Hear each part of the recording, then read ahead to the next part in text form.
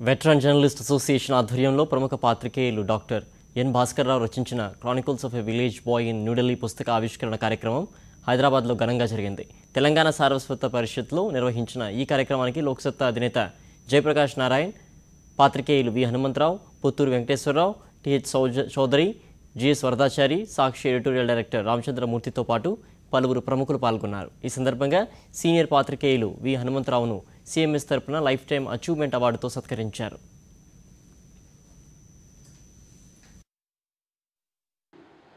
పాఠశాల విద్యని పనికొచ్చే రీతిలో ఊరికి పనికి మాలిన చెత్త విద్యను కాదు, ఇవాళ ఉన్నట్టుగా అందించడమే ఒక కర్తవ్యంగా, ఒక ఉద్యమంగా పెట్టుకుని ఆనాటి నాయకత్వం నడిచింది.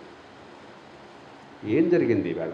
ఎప్పుడన్నా మీరు నాయకుల ప్రసంగాల్లో కానీ, రాజకీయ పార్టీల ఎజెండాల్లో కానీ మంచి విద్యని, పనికొచ్చే విద్యని ప్రతి ఒక్కళ్ళకి అందించాలన్న మాటనే మీరు వింటున్నారా ఈ రోజుల్లో? నరేంద్ర మోదీ దగ్గర నుంచి చంద్రబాబు నాయుడు దాకా, కేసీఆర్ దగ్గర నుంచి జయలలిత దాకా ఈ ప్రశ్న వేసుకోవాలి.